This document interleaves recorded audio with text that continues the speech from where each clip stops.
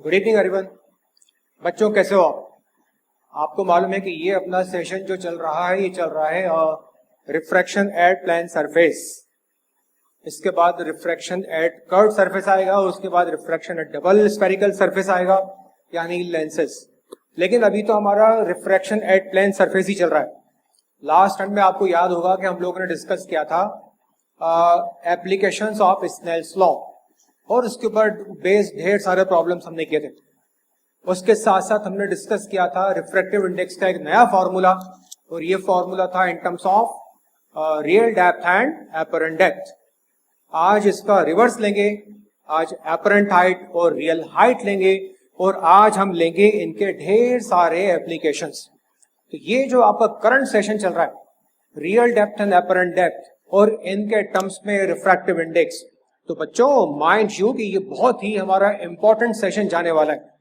Exam के point of view से कौन कौन से एग्जाम के पॉइंट ऑफ व्यू से जरा ध्यान से सुनना, चाहे वो सीबीएसई एग्जाम हो, चाहे आपके कॉम्पिटिटिव एग्जाम हो, कॉम्पिटिटिव एग्जाम चाहे वो नीट हो या एम्स हो, या आपका जेईई मैन हो या इवन जेईई एडवांस, ये तीनों के लिए, सारे कॉम्पिटिटिव एग्जाम्स के लिए एज वेल एज सीबीएसई के पॉइंट ऑफ व्यू से ये आज का सेशन बहुत ही इंपॉर्टेंट है।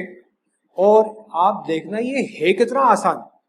तो ये जितना आसान है उसके एप्लीकेशंस उतने ही ज्यादा इंपॉर्टेंट है और वास्ट है। अगर ये सिंपल सा कॉन्सेप्ट आपने आज समझ लिया तो आगे आने वाली जो कॉम्प्लिकेटेड प्रॉब्लम्स हैं वो आपसे आसानी से सॉल्व हो जाएंगी। तो हम आइए बिना ज्यादा टाइम वेस्ट किए हुए आज का सेशन स्टार्ट करते हैं। हमारा आज का सेशन आपको रिमाइंड करा दूं कि this session is current session is based on refraction at plane surface. तो ये अभी थोड़ा चलेगा। इसके लास्ट टर्न में जो टॉपिक डिस्कस किया था, चलिए मैं उसके ऊपर आ रहा हूँ। लास्ट टर्न में हम लोगों ने क्या टॉपिक डिस्कस किया था? लास्ट टर्न में हम लोगों ने डिस्कस किया था, बच्चों जरा ध्यान से देखो, कि एक था ये real depth and apparent depth और इनसे रिलेटेड रिफ्रैक्टिव इंडेक्स। ये आपको एक कॉइन शो किया था मेरे लास्ट टर्न में। एक बीकर है, बीकर में पानी भरा हुआ है, उस पानी का रिफ्रैक्टिव इंडेक्स n है। अब जरूरी नहीं है कि बीकर या पानी का केस हो, it can be a glass slab. Glass slab के नीचे कोई glass slab can be placed on a paper. Paper के जो लेटर दिखाई देंगे वो ऊपर उठे हुए दिखाई देंगे due to refraction of light. तो ये आपको बताया था मैंने। कंटेनर में पानी भरा हुआ है, पानी का रिफ्रैक्टिव इंडेक्स n है। एक कॉइन इसके बॉटम में रखी हुई है। ये जरूरी नहीं है कि इसके बॉटम में कॉइन हो, ये कॉइन इसके नीचे भी, बीकर के नीचे भी हो सकती है। ड्यू टू रिफ्रैक्शन हम जानते हैं कि ये ऊपर उठी हुई दिखाई देती है हमें। तो ये रे ऑफ लाइट यहाँ से चलती है, बैंड्स अवे फ्रॉम नॉर्मल। क्यों दिखाई देता है ये? क्योंकि रे ऑफ लाइट नॉर्मल से अवे बैंड हुई और ऑब्जर्वर को लगेगा कि यहां से आ रही है रे ऑफ लाइट। अब ये जो ऑब्जर्वर है, ये ऑब्जर्वर कैसे ऑब्जर्व कर रहा है? ये विजन कौन सा है? तो याद रखिए ये विजन हमारा है नियर नॉर्मल विजन, यानी रेज ऑफ लाइट भले ही आपको डायग्राम में यहां हो फिर यहां जाती हुई दिखाई दे रही है, पूरी विड्थ ऑफ द बीकर आपको वो कवर करती हुई दिखाई दे रही है, लेकिन ये हमारा विजन नियर नॉर्मल विजन है। हमारी जो रेज है, rays are almost paraxial rays, तो बहुत ज्यादा वाइड स्प्रेडेड रेज नहीं है। बस that is to be always kept in mind कि नियर नॉर्मल विजन के बारे में आपको मैंने लास्ट टर्म में समझाया भी था कि ये जो मेरा ऑब्जेक्ट है ये इसका परपेंडिकुलर है और ये इससे काफी नजदीक है। तो अगर ये मैं पॉइंट ए मान लूं, ये ऑब्जेक्ट ओ मान लूं और ये पॉइंट बी मान लूं, तो B is very close. B अगर क्लोज होगा तो आई और आर की वैल्यू काफी कम हो जाएगी। नियर नॉर्मल विजन का मतलब ये होता है कि एंगल ऑफ इंसिडेंस आई और एंगल ऑफ इंसिडेंस आर की वैल्यू काफी कम होती है। ओके, तो ये इस कॉइन की, बीकर की जो हाइट है, ये इस कॉइन की रियल डेप्थ हो गई। ये कॉइन मुझे थोड़ी ऊपर उठी हुई दिखाई देती है, तो ये इसकी एपरेंट डेप्थ हो गई। और ये कितनी ऊपर दिखाई देती है, ये मेरा कहलाता है नॉर्मल शिफ्ट। तो फॉर्मूला मैंने कल लास्ट टर्म में क्या डिराइव किया था, अगर आपको याद होगा, तो था n is equal to real depth upon apparent depth. यहां तक हम लोगों ने लास्ट टर्म में फॉर्मूला डिराइव किया था। अच्छा, अब इस बात को आप ध्यान रखिए कि ये फॉर्मूला है क्या, greater value upon smaller value का रेशियो कहलाएगा रिफ्रैक्टिव इंडेक्स। याद रखना, ये greater value upon smaller value is refractive index as far as distance is concern. अब ये ऑब्जेक्ट जो है बॉटम से इस पोजीशन में आ गया, ये इसकी रियल पोजीशन, ये इसकी एपरेंट पोजीशन। ये रियल पोजीशन है इस ऑब्जेक्ट या coin whatever it may be, और ये क्या है, ये इसकी है एपरेंट पोजीशन, ये इसकी एपरेंट पोजीशन है। तो इसका मतलब ये हुआ कि ये ऑब्जेक्ट यहां से इतना ऊपर उठा हुआ दिखाई दे रहा है, जो कहलाता है नॉर्मल शिफ्ट। तो नॉर्मल शिफ्ट क्या होगा, कितना ऑब्जेक्ट ऊपर दिखा हुआ दिखाई दे रहा है, नॉर्मल शिफ्ट। नॉर्मल शिफ्ट को हम डिनोट करते हैं डी एन से, या थिकनेस या जो भी इसकी डेप्थ दी हुई है उसके रेफरेंस में मेजर किया जाएगा। तो D N as you can see here, आप तो बच्चे डायरेक्ट देख के डायग्राम देख के डायरेक्ट बोल दोगे अरे ये तो बड़ा आसान है नॉर्मल शिफ्ट कैलकुलेट करना, तो इसमें है क्या, या बिल्कुल सही बोला आपने, कुछ भी नहीं है, डी आर में से डी ए कर दो सब्ट्रैक्ट। तो डी आर है, मैंने इसमें से क्या सब्ट्रैक्ट किया, एपरेंट, जिसकी डेप्थ ऑब्जेक्ट की मैंने सब्ट्रैक्ट कर दी, तो क्या आ जाएगा, ये आ जाएगा, है ना। तो देखो D N is equal to हो गया D R minus D, equation number 1। अब सिंस ये मेरा इक्वेशन नंबर 1 है, तो यहां से डी ए की वैल्यू क्या आएगी, इसको याद रखना, D N is equal to D R minus D A की जगह मैं लिख सकता हूं डी आर अपॉन एन। तो D N is equal to D R common ले लिया, 1 माइनस 1 अपॉन एन आ गया, तो डी एन की वैल्यू आ गई, ये डी आर हो गया।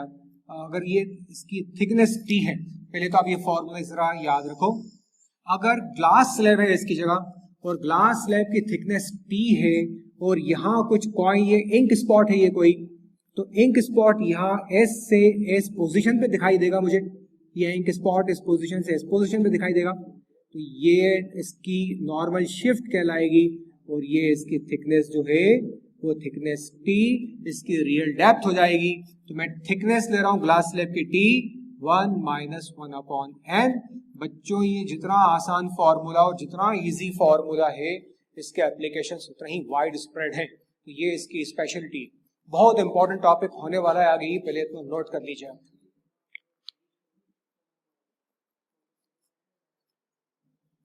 तो ध्यान में क्या रखता है आपको, अच्छा कुछ बच्चों ने बोला था कि सर स्पीड थोड़ी फोन आए थे आपके कि सर थोड़ी स्पीड बढ़ रही है, तो मैं मॉडरेट कर दूंगा स्पीड को।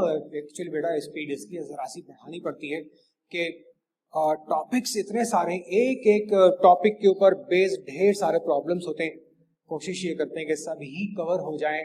अगर जितने नहीं हो पाएंगे अपन ऐप में ले लेंगे, लेकिन कोशिश ये करते, अच्छा आप रिवाइंड करके आप भी देख लेना, अगर कुछ छूट भी जाता है ना बच्चों तो रिवाइंड करके देख लो, और आपको मीन्स जो भी छूट गया, कुछ बच्चों ने बोला सर हम लिख नहीं पाते तो थोड़ा स्लो कर दे, तो हाँ डेफिनेटली स्लो भी कर दूंगा, आप रिवाइंड करके दोबारा उसको रिविजिट करके नोट भी कर सकते हैं। हाँ मैं अपनी स्पीड मॉडरेट ही करके चलूंगा, आप अपने फीडबैक मुझे हमेशा देते रहिए, आपके फीडबैक हमारे लिए बच्चों बड़े ही इंपॉर्टेंट होते हैं। चलिए अब ये आपने नोट कर लिया, अब इसके ऊपर बेस्ड एक प्रॉब्लम लेके आ रहा हूं आपके लिए। क्या प्रॉब्लम है, नोट कर लीजिए, एक प्रॉब्लम आपके लिए ये लेके आ रहा हूं। अब कहने की जरूरत नहीं मुझे कि जितने भी प्रॉब्लम्स अब इसके ऊपर बेस्ड हैं वो सीबीएसई के पॉइंट ऑफ व्यू से बार बार एक बात दोहराई जा रही है, तो आपको जो बार बार अगर बात दोहराई जा रही है मतलब इंपॉर्टेंट है, तो आप सीबीएसई के लिए और कॉम्पिटिटिव एग्जाम्स के लिए ये बड़ा इंपॉर्टेंट है। एक प्रॉब्लम बड़ा सिंपल सा है प्रॉब्लम, तो इसके बाद और भी प्रॉब्लम्स है इसके ऊपर बेस्ड, तो एक बड़ी सिंपल सी प्रॉब्लम।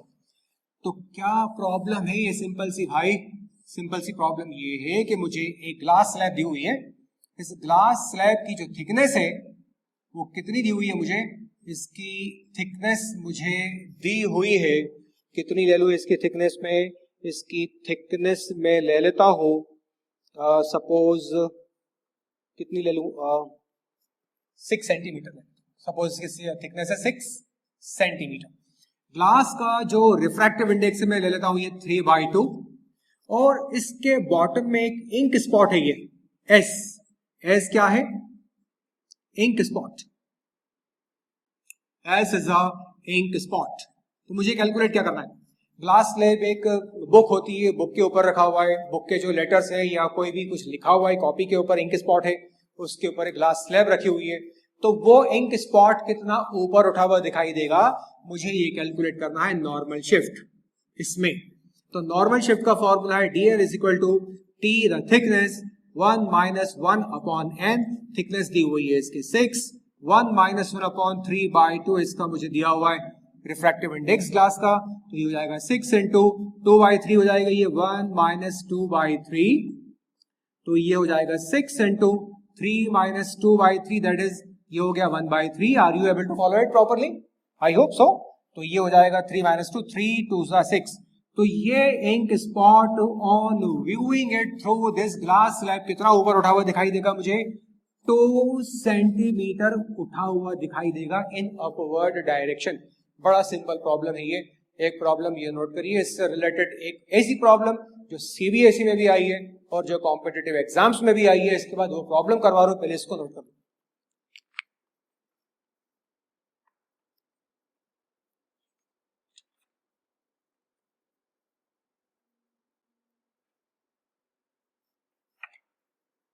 होप कि ये आपने नोट कर लिया होगा।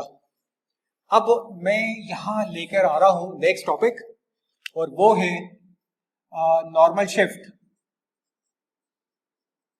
Normal shift due to multiple slabs या नंबर ऑफ स्लैब्स।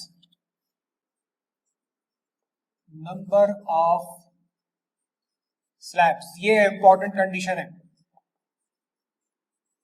ये सीबीएसई के न्यूमेरिकल्स के पॉइंट ऑफ व्यू से और एमसीक्यूज के पॉइंट ऑफ व्यू से और दोनों और हर पॉइंट ऑफ व्यू से मींस ये आईआईटी मेंस और आपका नीट दोनों पॉइंट ऑफ व्यू से, इवन सीबीएसई तीनों पॉइंट ऑफ व्यू से बड़े इंपॉर्टेंट प्रॉब्लम है ये वाली। बहुत सिंपल तो है।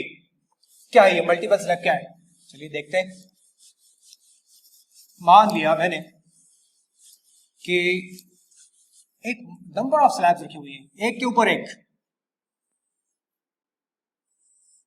Number of slabs are kept like this. Glass slabs हैं। These can be 2 in number or 3 in number or much more than that, 4-5 भी हो सकती हैं।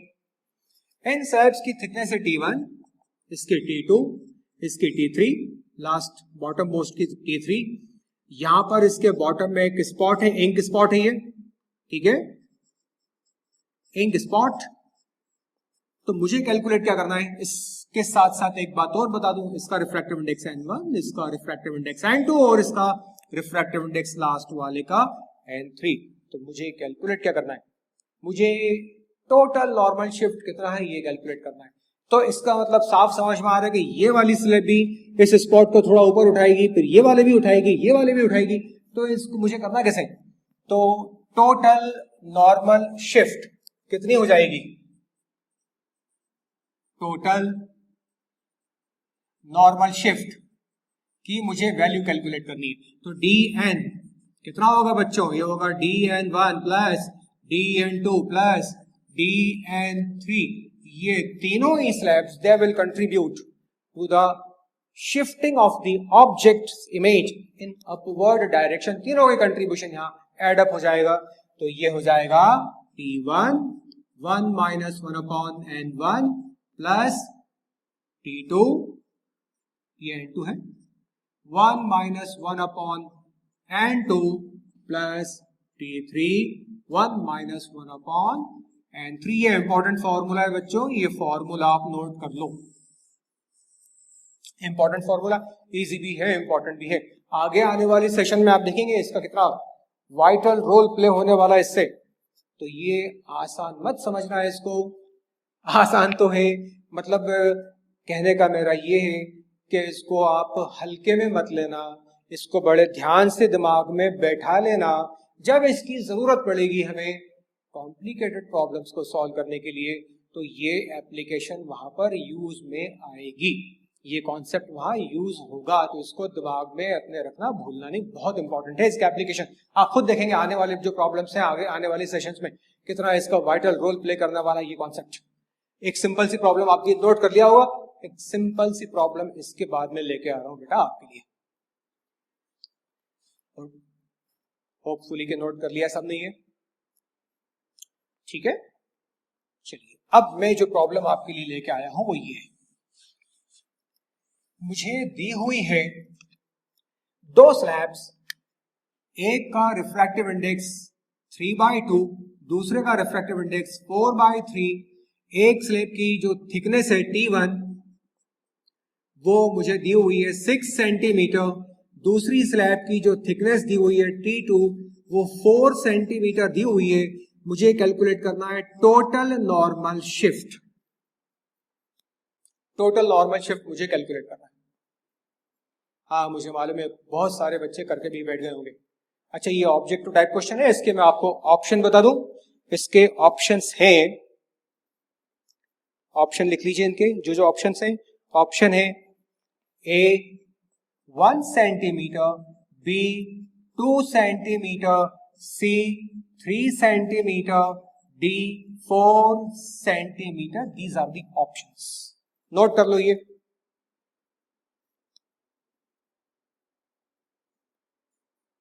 चलिए प्रॉब्लम ये है, फॉर्मूला ये रहा मेरा, D N is equal to क्या होगा, T1 1 minus 1 upon N1 plus T2 1 minus 1 upon N2।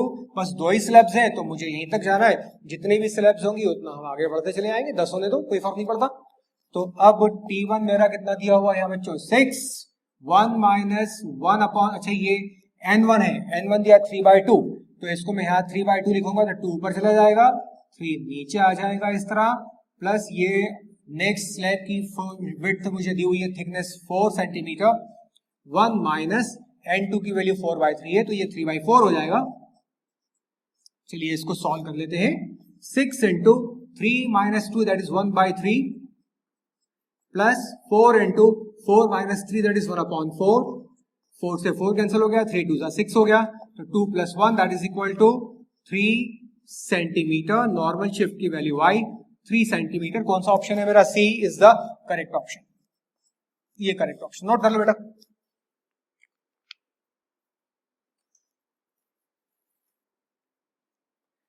Hopefully आपको न्यूमेरिकल समझ में भी आ रहे होंगे और आपको सॉल्व करने में मजा भी आ रहा होगा।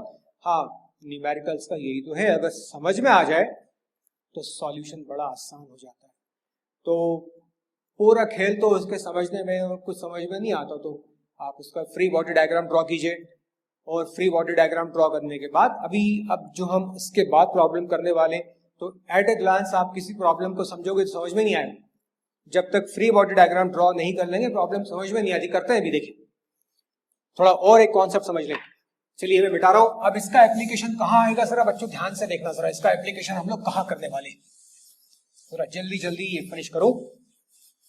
आज का भी टॉपिक्स तो बहुत सारे हैं और टाइम का रेस्ट्रिक्शन है, मुझे कवर भी करना है, मैं कोशिश करता हूं। देखो बच्चों ये एप्लीकेशन कहां होगा याद रखो। अच्छा मैं एक काम ये करता हूं कि मैं आपको रियल हाइट और एपरेंट हाइट का कॉन्सेप्ट और समझा दूं, ठीक है ना। नॉर्मल शिफ्ट का भी आपको कॉन्सेप्ट समझाया मैंने, मान लिया मैंने कि व्यू या विजन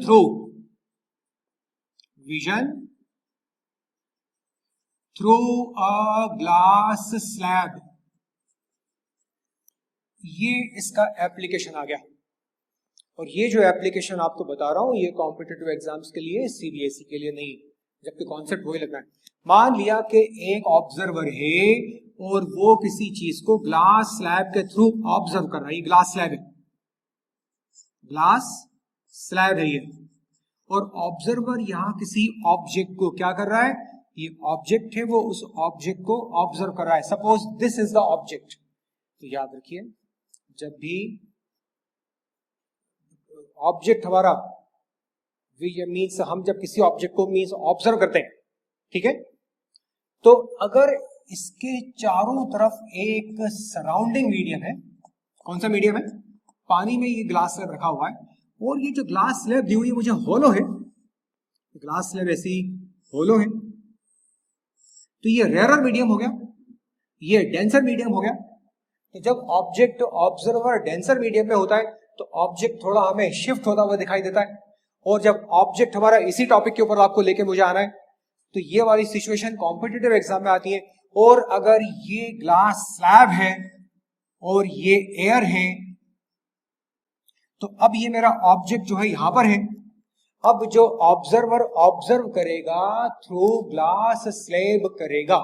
आपको याद होगा अभी इसके पहले हमने डिस्कस किया था कि एक ऑब्जर्वर होता है ऊपर से, बीकर के ऊपर से एयर में से ऑब्जर्व करता है बीकर के अंदर जो पानी का कॉइन होता है, कॉइन को, तो कॉइन उसको थोड़ा सा ऊपर उठा हुआ दिखाई देता है, कॉइन की इमेज ऊपर बन जाती है, थोड़ी सी नॉर्मल शिफ्ट। तो अगर ये ऑब्जेक्ट यहाँ रखा हुआ है बच्चों, तो ध्यान से देखना, अगर ऑब्जेक्ट यहाँ पर है तो उसकी इमेज यहाँ बनेगी, तो ये उसकी रियल डेप्थ या रियल हाइट होगी, और ये एपरेंट डेप्थ या एपरेंट हाइट होगी उसकी, तो ये हो जाएगा नॉर्मल शिफ्ट। अगर ऑब्जेक्ट यहां है तो यहां दिखाई देगा। कितना शिफ्ट हो गया?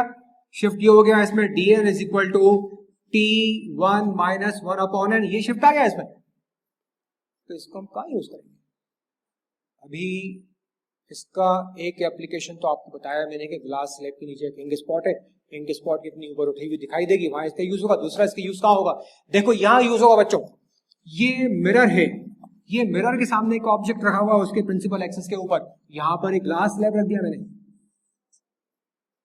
अब इस ऑब्जेक्ट की पोजीशन, जो ऑब्जेक्ट यहां है उसकी पोजीशन यहां शिफ्ट हो गई, यानी जो मेरा ऑब्जेक्ट डिस्टेंस u था वो ऑब्जेक्ट डिस्टेंस u से रिड्यूस होकर u डैश हो गया। अगर ऑब्जेक्ट डिस्टेंस u डैश हो गया तो उसकी इमेज में कितना शिफ्ट आएगा? Find the shift in the image. अगर ग्लास स्लैब इंट्रोड्यूस कर दिया, find the shift of the image, तो ये फॉर्मूला वहां यूज होगा और ये लेंस में भी यूज होगा। अगर इसकी जगह में कॉन्वेक्स लेंस ऐसा रख दूं, हम लोगों ने लेंस अभी डिस्कस नहीं किया, और अगर लेंस ऐसा रख दूं तो अब जो इमेज बनेगी विदाउट जो ग्लास स्लैब, उसकी इमेज कहां बन रही थी? ग्लास स्लैब इंट्रोड्यूस करने के बाद उसकी इमेज कहां बनेगी? तो ऑब्जेक्ट की पोजीशन में अगर शिफ्ट आएगा, अकॉर्डिंगली इमेज की पोजीशन में भी शिफ्ट आएगा। नंबर 1। नंबर 2 और कॉम्प्लिकेटेड कर दें इशू को, अगर ये ऑब्जेक्ट मूव कर रहा है तो उसकी स्पीड और इमेज की स्पीड में क्या डिफरेंस आएगा, क्या रिलेशन होगा, उसका इफेक्ट क्या होगा of introducing this glass slab. तो याद रखिए, जब वो व्यूअर होता है रेयरर मीडियम में और वो डेंसर मीडियम के थ्रू ऑब्जर्व करता है, तो हमें ऑब्जेक्ट की जो एक्चुअल पोजीशन होती है वो थोड़ी सी कम होकर ऑब्जर्व होती है, और अगर ऑब्जर्वर होता है डेंसर मीडियम में और वो रेयरर मीडियम के थ्रू देखता है, तो उसकी पोजीशन थोड़ी हमें इस पोजीशन से दूर शिफ्ट होती हुई दिखाई देती है। अब आपको मैं इस कॉन्सेप्ट के ऊपर लेके आ रहा हूं, फिर अपन डिस्कस करते हैं आगे।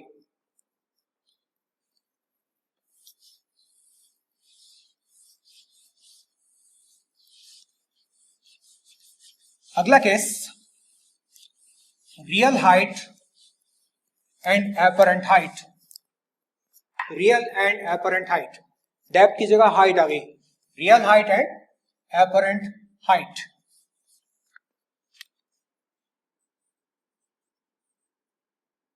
एंड एपरेंट हाइट किसकी, किससे रिलेटेड? देखो ये नदी है, नदी के सामने की एक ट्री है, ये मान लिया मैंने ट्री, और ये नदी या पानी, it can be A swimming pool, swimming pool के सामने कोई पर्सन खड़ा हुआ हो सकता है, तो जो स्विमर है उसको क्या, उस पर्सन की जो हाइट है, एक्चुअल हाइट HR, क्या उतनी ही दिखाई देगी या थोड़ी कम दिखाई देगी, या पर्सन थोड़ा टॉलर दिखाई देगा। बड़ा यूजफुल कॉन्सेप्ट है ये बच्चों, ध्यान से समझना, ये भी बड़ा आसान है। ये मान लिया कोई फिश है या कोई पर्सन है, ये मैंने मान लिया ऑब्जर्वर है, ये ऑब्जर्वर की आई है, और रिमेंबर ये भी मेरा कौन सा केस है, ये भी मेरा नियर नॉर्मल विजन का केस है, नियर नॉर्मल विजन का ही ये केस अपना आ रहा है। यहां से ऑब्जेक्ट है, ये रे ऑफ लाइट आती है, और देखो ये ऑब्जेक्ट इसको थोड़ा सा टॉल दिखाई देता है। क्यों दिखाई देता है समझाता हूं आपको, कि उस ऑब्जर्वर को ये टॉल क्यों दिखाई देता है, एक्चुअल हाइट से क्यों उसको ये ऑब्जेक्ट थोड़ा टॉल दिखाई देता है, टॉलर। देखो ये रे ऑफ लाइट इस ऑब्जेक्ट या ट्री या पर्सन के टॉप से चली है रे ऑफ लाइट, और ये रे ऑफ लाइट रेयरर से डेंसर मीडियम में आई, और account of entering from rarer into denser medium ये रे ऑफ लाइट इसे बैंड कर गई, बैंड करके ये ऑब्जर्वर की आई में आई, नियर नॉर्मल विजन इसके बड़ा नजदीक है। तो नियर नॉर्मल विजन में हमारे जो एंगल्स होते हैं, एंगल्स बड़े स्मॉल होते हैं। ये एंगल हो गया I, ये एंगल हो गया R।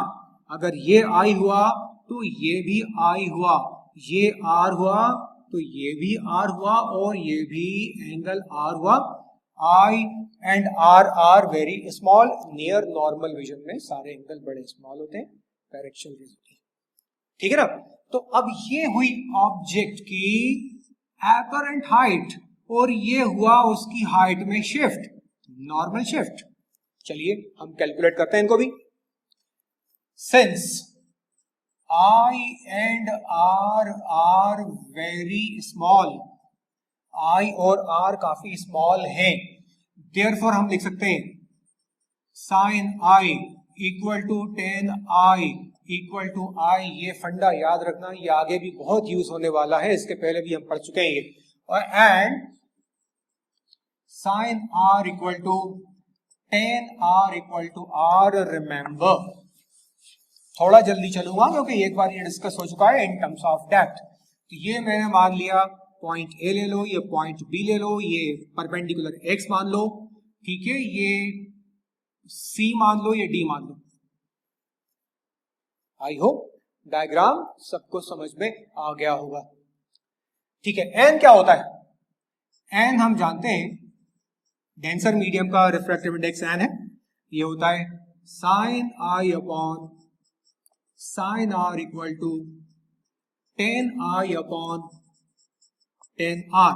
This implies that n is equal to tan i की वैल्यू कितनी है? अब अगर मैं बोल रहा हूं आई, तो ट्राइंगल आपको आइडेंटिफाई कर लेना चाहिए कौन सा ट्राइंगल की बात हो रही है. इस ट्राइंगल ए बी सी की बात हो रही है जिसका परपेंडिकुलर है एक्स अपॉन जिसकी हाइट है बेस है जिसका एच आर है ना. बच्चों समझ में आ रहा है ना? दिक्कत तो नहीं आ रही?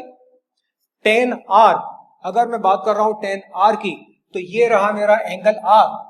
तो ये एंगल आर के सामने वाली साइड होगी परपेंडिकुलर और इसका बेस हो गया ये बी डी जिसकी मतलब एच ए.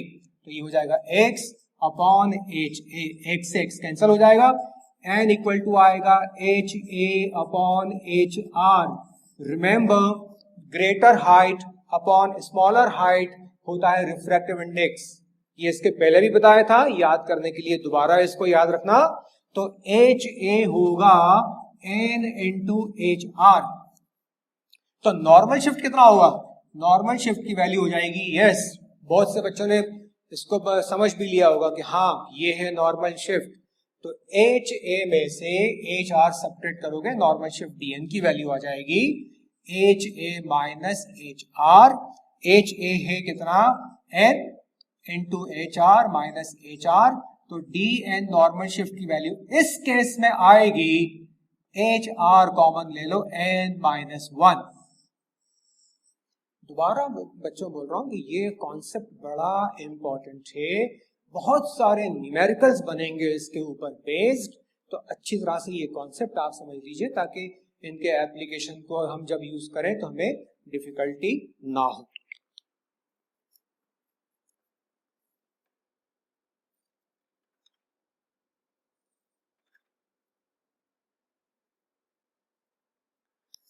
चलिए इसके ऊपर बेस्ड क्यों ना आपको एक सिंपल सी प्रॉब्लम सॉल्व करवाई जाए. करिए एक प्रॉब्लम सॉल्व करते हैं. बता दूं ये डायग्राम? ओके, क्वेश्चन मेरा ये मिटा रहा हूं ये. टू एन ऑब्जर्वर, एक ऑब्जर्वर के लिए, ऑब्जर्वर इज इनसाइड वाटर. एक एग्जाम्पल ही, एग्जाम्पल नंबर 1 इसके ऊपर based. Example number 1, observer inside water. Water का रिफ्रैक्टिव इंडेक्स 4/3. क्या लगता है इसको? इसको लगता है कि एक ऑब्जेक्ट है, उसकी हाइट, एक ऑब्जेक्ट की हाइट एपियर होती है 8 मीटर. उस ऑब्जेक्ट की रियल हाइट कितनी है ये बताना. ऑब्जर्वर इनसाइड वाटर, उसको एक ऑब्जेक्ट की on the bank of the river कोई ट्री है, उसकी हाइट लगती है 8 मीटर. उसकी एक्चुअल हाइट कितनी है ट्री की, ये हमें निकालना है. तो बस ये वाला फॉर्मूला मेरा यूज हो जाएगा. N is equal to greater height upon smaller height. मुझे रियल हाइट निकालनी है. H R equal to H A upon N हो जाएगा. है ना बच्चों, आसान है ना प्रॉब्लम ये. एच ए कितना दिया हुआ है, कितनी लग रही है उसको हाइट 8 मीटर, जबकि इतनी है नहीं. और रिफ्रैक्टिव इंडेक्स पानी का होता है 4/3, तो एच आर की वैल्यू हो जाएगी 3 इंटू 8/4, 4 2 8, एच आर की वैल्यू आएगी 6 मीटर। जो ट्री 6 मीटर टॉल था on the bank of a river, कोई ऑब्जर्वर अगर पानी में है तो उसको टॉलर दिखाई देगा। एक्चुअल हाइट थी 6 मीटर, तो उसको दिखाई दे रहा था वो 8 मीटर। ये बड़ा नॉट कर लो प्रॉब्लम ये वाली।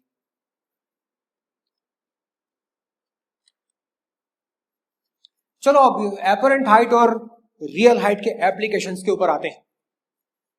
बहुत इंपॉर्टेंट प्रॉब्लम की तरफ बच्चों को लेके आ रहा हूं।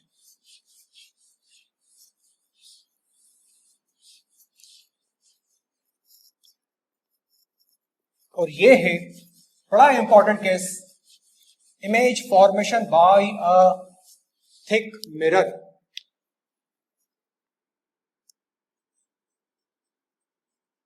Image formation by a thick mirror. Needless to say, it's very important case. ये केस बहुत इंपॉर्टेंट, बहुत आया एग्जाम में, हर लेवल के एग्जाम में आया ये। इवन सीबीएसई में भी इससे रिलेटेड क्वेश्चंस आए हैं, लेकिन सीबीएसई में इसका अकरेंस कम है और कॉम्पिटिटिव में इसका अकरेंस बहुत ज्यादा। बहुत ही इंपॉर्टेंट सिचुएशन है ये, अगर समझ लो तो। देखो एक थिक मिरर है ये, इट्स अ थिक मिरर। वैसे अमूमन मिरर इतने थिक नहीं होते, लेकिन अगर कोई मिरर थिक दिया हुआ है, ये उसकी पॉलिश्ड सरफेस है, उसके सामने ये ओ एक ऑब्जेक्ट रखा हुआ है। ओ कितने डिस्टेंस के ऊपर, डिस्टेंस एक्स के ऊपर एक ऑब्जेक्ट रखा हुआ है, ठीक। ये डिस्टेंस एक्स के ऊपर एक ऑब्जेक्ट रखा हुआ है। इस ऑब्जेक्ट की इमेज सपोज बनती है यहां आई, इस ऑब्जेक्ट की इमेज आई यहां बनती है। हाँ, इसकी पॉलिश्ड सरफेस से डिस्टेंस y के ऊपर यहां बनती है। अब मुझसे क्या पूछ सकते हैं? मुझसे ये पूछ सकते हैं कि इमेज का डिस्टेंस कैलकुलेट करिए एक्चुअल। मुझसे पूछ सकते हैं कि इस मिरर के जो ग्लास का रिफ्रैक्टिव इंडेक्स है वो कैलकुलेट करिए। बहुत सारी बातें पूछी जा सकती हैं। बच्चों अब जरा बड़ा इंपॉर्टेंट रोल यहां शुरू हो रहा, बड़ा इंपॉर्टेंट गेम शुरू हो रहा है। ऑब्जर्वर मेरा रेयर मीडियम में है, जैसे कि कोई ऑब्जर्वर पानी में देखता है, बीकर में देखता है, तो बीकर का लेवल बॉटम उसको थोड़ा सा ऊपर उठा हुआ दिखाई देता है ना, जिसको हमने डिस्कस किया था नॉर्मल शिफ्ट में। उसी तरह ये ऑब्जर्वर अगर रेयर मीडियम में है और ये डेंसर मीडियम है, डेंसर मीडियम का रिफ्रैक्टिव इंडेक्स n है, ये डेंसर मीडियम है और ये इसकी थिकनेस t है, इस ग्लास मिरर की थिक है ये, तो बच्चों क्या होगा, इसकी जो पॉलिश्ड सरफेस है ना, इसका बॉटम यहां नहीं दिखाई देगा ऑब्जर्वर को। हाँ, अब आपको मालूम होना चाहिए कि जब रेयर मीडियम से किसी पानी के अंदर या डेंसर मीडियम को हम देखते हैं, ग्लास में आप रोज पानी को देखते हैं, तो ग्लास का जो बॉटम होता है थोड़ा सा ऊपर उठा हुआ दिखाई देता है ना। अभी हमने वही तो डिस्कस कर रहे हैं उतनी देर से। तो ये इसका जो पॉलिश सरफेस है यहां नहीं आएगी, उसकी पॉलिश सरफेस यहां शिफ्ट हो जाएगी, ऊपर उठ जाएगी थोड़ी सी, उसकी ग्लास की सरफेस, पॉलिश्ड सरफेस की ये पोजीशन हो जाएगी। तो ये क्या है, एपरेंट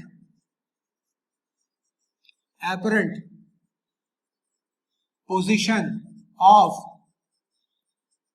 पॉलिश्ड सरफेस। ये पॉलिश्ड सरफेस की एपरेंट पोजीशन हो गई। इसका मतलब ये, अगर ये इसकी रियल डेप्थ थी तो ये क्या हो गई, ये इसकी एपरेंट डेप्थ हो गई। किसकी, इसकी पॉलिश्ड सरफेस की। यहां से देखने पे ऑब्जर्वर ये है, अगर ये ऑब्जर्वर है रेयर मीडियम में, तो इसकी बॉटम की सरफेस थोड़ी उसको ऊपर उठी हुई दिखाई देगी। तो ये apparent position of the polished surface हो गया। ये डिस्टेंस कितना हो गया, डी ए हो गया। और डी ए कितना होता है मैं जानता हूं, डी ए की वैल्यू होती है डी आर अपॉन एन। ये हमने फॉर्मूला ड्राइव किया था अभी। और ये डिस्टेंस कितना हो गया बच्चों, सर आप देखो ध्यान से, ये क्या हो गया, ये नॉर्मल शिफ्ट हो गया, ये हो गया नॉर्मल शिफ्ट। तो डी एन क्या होता है ये भी मैं जानता हूं, डी एन होता है टी या D R 1 minus 1 upon N. तो ये हो जाएगा टी अपॉन एन, इसकी थिकनेस टी, और ये हो जाएगा T1 माइनस 1 अपॉन n। हाँ, तो आपको यहां तक तो कोई दिक्कत नहीं आई होगी, क्योंकि ये सब हम अभी पढ़ चुके हैं, सब प्रूव भी किया हमने। अब एक बड़ा बेसिक कॉन्सेप्ट है यूज होना। वो कॉन्सेप्ट क्या है? वो कॉन्सेप्ट ये है कि मिरर ऑब्जेक्ट से जितना पीछे होता है, उस मिरर की पोजीशन से इमेज एग्जैक्टली उतनी ही पीछे बनती है। बच्चों जरा ध्यान से सुनो, अगर मिरर थिन होता, उसकी थिकनेस नेग्लिजिबल होती, तो प्लेन मिरर के केस में हम जानते हैं कि जितना आगे ऑब्जेक्ट होगा उतना ही पीछे उसकी इमेज बनेगी। अगर ऑब्जेक्ट होगा 10 सेंटीमीटर मिरर के सामने, तो उसकी इमेज भी ऑलमोस्ट 10 सेंटीमीटर पीछे ही बनेगी। लेकिन सवाल ये है कि मिरर की पोजीशन जो पॉलिश सरफेस है वो एपरेंटली शिफ्ट हो गई, वो शिफ्ट हो गई या आगे नॉर्मल शिफ्ट हो गया आ गया उसमें। तो इसका मतलब ये हुआ कि अब ये इस ऑब्जर्वर के लिए मिरर यहां है, और ये मिरर से ऑब्जेक्ट का डिस्टेंस जितना होगा, इस मिरर की एपरेंट पोजीशन से इमेज भी एग्जैक्टली सेम डिस्टेंस के ऊपर आएगी। जिसका मतलब ये हुआ कि ये x plus dA is equal to dN plus y। Distance of object from mirror is equal to distance of image from mirror. Distance क्या यहां लिख दो, यहां मैं लिख देता हूं, distance of object from mirror is equal to distance of image from mirror. इतना ही होता है। तो यहां मामला गड़बड़ क्यों हो गया थोड़ा सा? क्योंकि रिफ्रैक्शन बीच में इन्वॉल्व हो गया। बच्चों दोबारा जरा ध्यान से सुनना जल्दी। ये पॉलिश सरफेस है, यहां से देख रहे हैं ऑब्जर्वर, तो ये थोड़ी ऊपर उठी हुई दिखाई देती है। अब मैं उसके लिए रिफ्लेक्शन यहां से हो गया, इस मिरर की पोजीशन यहां हो गई, यहां से रिफ्लेक्शन हो रहा है, तो यहां से ऑब्जेक्ट मिरर से जितना आगे होगा इमेज उतनी एग्जैक्टली पीछे बनेगी। तो ये डिस्टेंस ऑब्जेक्ट का O, और ये डिस्टेंस हो गया DA, ये डिस्टेंस DN हो गया नॉर्मल शिफ्ट, और ये Y। तो जितना मिरर के आगे ऑब्जेक्ट है उतनी ही इमेज एग्जैक्टली पीछे आएगी। बस इतनी सी बात को ध्यान में रखना है आपको। टिपिकल से टिपिकल न्यूमेरिकल बड़ी आसानी से सॉल्व हो जाएंगे। तो अब ये लिखा मैंने x प्लस DA क्या होता है? होता है T upon N is equal to DN क्या होता है? T1 minus 1 upon N plus Y। Note कर लीजिए, ये बड़ा ही इंपॉर्टेंट और बहुत ही यूजफुल फॉर्मूला है, और इस फॉर्मूला के ऊपर बेस्ड बहुत क्वेश्चंस एग्जाम में आए हैं। और एक प्रॉब्लम यहां आपको दे रहा हूं।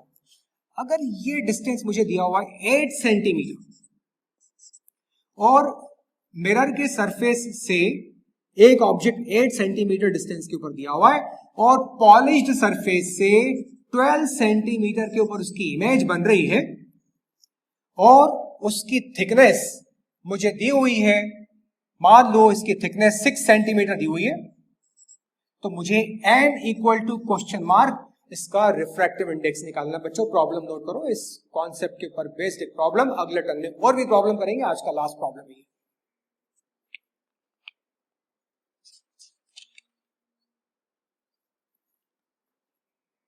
तो क्या प्रॉब्लम है बेटा आपके लिए? ये बड़ी इंपॉर्टेंट प्रॉब्लम है, बहुत इंपॉर्टेंट है। देखो इसको अच्छी तरह से समझ लेना।